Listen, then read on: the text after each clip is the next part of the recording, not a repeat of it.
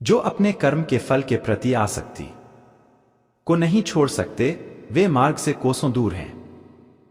अपनी इच्छा की शक्ति से अपने आप को नया आकार दें। अपने आप को कभी भी स्वेच्छा से नीचा न होने दें। इच्छा ही आत्मा की एकमात्र मित्र है और इच्छा ही आत्मा की एकमात्र शत्रु है। जिन्होंने खुद को जीत लिया है, उनके लिए इच्छा एक मित्र है, लेकिन यह उन लोगों का दुश्मन है जिन्होंने अपने भीतर आत्मा को नहीं पाया है।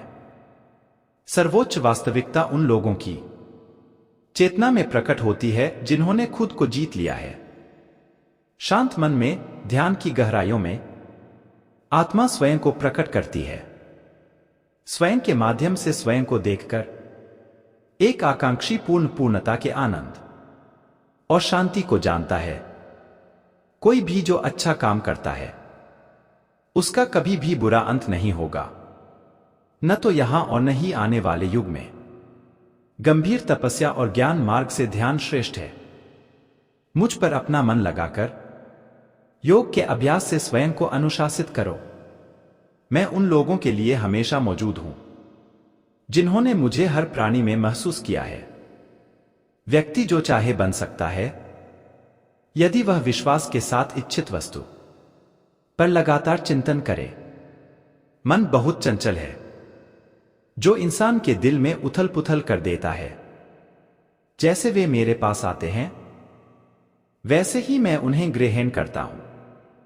सभी पथपार्थ मानव को मेरी ओर ले आते हैं। इंद्रियों से मिलने वाला सुख पहले तो अमृत जैसा लगता है, लेकिन अंत में यह विष के समान कड़वा होता है। जब ध्यान में महारत हासिल हो जाती है, तो मन हवा रहित स्थान में दीपक की लौ की तरह अडिग रहता है।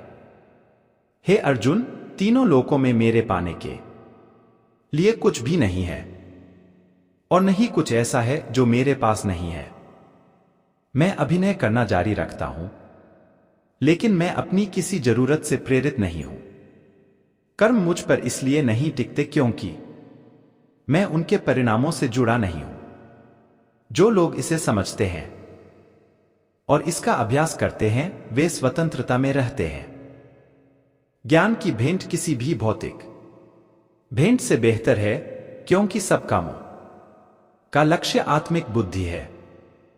जैसे आग की गर्मी लकड़ी को राख कर देती है, वैसे ही ज्ञान की आग सभी कर्मों को भस्म कर देती है। अपना काम हमेशा दूसरों के कल्याण को ध्यान में रखकर करें। अप्राकृतिक कर्म बहुत तनाव पैदा करता है। हर व्यक्ति का विश्वास उसकी प्रकृति के अनुसार होता है।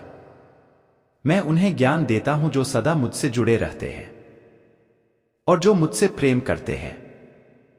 मेरी कृपा से कोई सभी कर्तव्यों का निर्वाह करते हुए भी बस मेरी शरण में आकर अनंत अविनाशी निवास को प्राप्त करता है।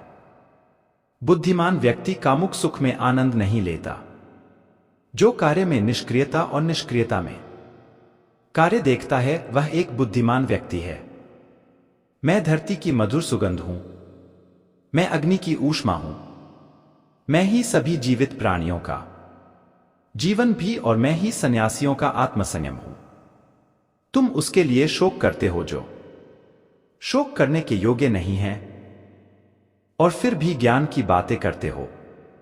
बुद्धिमान व्यक्ति ना जीवित और ना ही मृत व्यक्ति के लिए शोक करते हैं। बुद्धिमान व्यक्ति को समाज कल्याण के लिए बिना आसक्ति के काम करना चाहिए। कर्म मुझे बांधता नहीं, क्योंकि मुझे कर्म के प्रतिफल की कोई इच्छा नहीं। कर्म उसे नहीं बांधता जिसने काम का त्याग कर दिया है। अपने अनिवार्य कार्य करो, क्योंकि वास्तव में कार्य करना निष्क्रियता से बेहतर है।